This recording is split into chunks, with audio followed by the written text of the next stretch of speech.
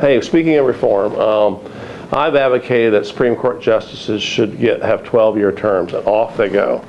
Why not congressmen and senators 4 years in or 6 years in, out they go, so they can at least pay attention, stop reading the polls and trying to manipulate the way people think. Yes, these are 2 points we make in our book Common Ground, John. We think that federal judges ought to serve a certain number of limited terms, and then if a future president wishes to renominate them for another, whatever it is, 7 years, 10 years, 12 years, they have to go back through the nominating process again with hearings, have their cases brought up and discussed and why they voted that way.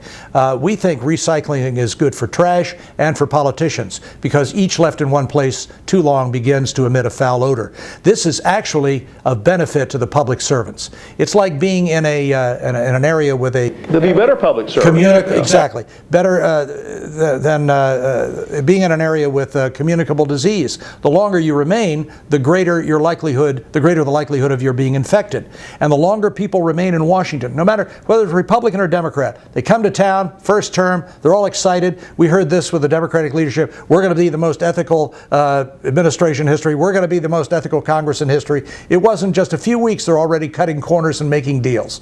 It's the environment, it's the lobbyists, it's the huge amount of money that has to be raised in order to win and to preserve oneself in office. Hey, shouldn't lobbying be illegal? I mean, do the American people really know that some congressmen are being flown to play golf and they're getting on airplanes and the taxpayers are paying all this money to these people, and you got somebody from Exxon or whatever company in the pharmaceutical industry, and we can't even afford to go to the drugstore and buy drugs, and well, let's just make lobbying illegal and let these people vote the way they should vote, based on one, they actually read the bills. We find most of them don't read the bills, legislation they vote on. Let's just make lobbying illegal. Well, I don't know if you can do that because of the constitutional provision of the right of the people to petition their government for a redress of grievances. Well, okay. Not for favor. Well, okay, but that depends on your definition.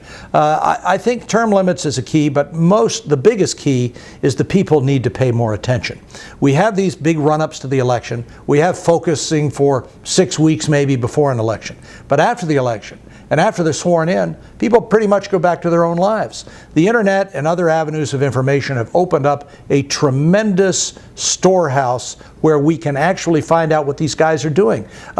Senator Coburn of Oklahoma and Senator Obama of Illinois teamed up on a bill. It's a perfect example of common ground and a great example that now allows the individual American citizen to go on a specially designed web page to find out the kind of pork that their earmarks, that their member is voting for or against. It's a terrific... When they find out about the pork, what can they do? Well, they can write and demand that they not get it. They can stop taking the government money. You've got a lot of people out there taking all these government programs and services. I think there ought to be incentives. If you decide that you don't want Social Security, you don't want Medicaid, then you ought to be given a tax incentive to invest for yourself. You'll get a higher interest rate, or you'll get a greater tax write-off, which would be better, like an IRA, where you can write off the money and never pay taxes on it because you're not going to be a burden. Now, if there's some catastrophic situation, we're a compassionate nation, we're going to take care of you. But I do think that these kinds of incentives to allow people a greater avenue to care for themselves instead of looking to government as a first resource and not a last resort will help promote the kind of general welfare that is in the Constitution. I had a person tell me recently, he said, I feel helpless, this is on the federal government level. But I asked him, I said, what about your local community? He says, I feel helpless there. But you know, our Bill of Rights, at the end of the Bill of Rights, you have the 10th Amendment, which talks about federalism. And the idea the Founding Fathers gave us was that local government governs best. And that's why I'm coming maybe to the end of our interview here, is that where we have to make our impact? Is it the local level? I mean, yes, for starters, because a lot of the local people, of course, wind up on the national level. That's where they get started in their 20s or whatever and move up. But most people don't even know their local politicians. Most people don't know their state politicians. If you asked an average person, who's your state representative, who's your state senator, they probably couldn't answer. Maybe a few more, but probably. But they can tell you that they can tell you the 3 judges on American Idol. Yeah, probably so. Yeah, Jay Leno does this every year at graduation time in the spring. He'll go to a university in Southern California. He'll ask. He does the build-up. He says, You know, these people are at their peak of their intellectual powers. They're never going to be smarter than they are now. Let's go ask them some questions. So they'll ask a pretty general question, you know, who attacked America in World War II, started World War II? And they'll say, Germany. And then they'll ask them a pop culture question. They'll get that right away. At first it's funny, and then you think, wait a minute. They spent all this money. It's sad. It's sad. You've got to be engaged. You can't leave politics to the politicians any more than you can leave. That's what democracy is about. Exactly. Participation. You can't leave politics to the politicians any more than you can leave money to the mobsters. You've got to have control yourself. This country gives us opportunity to do that.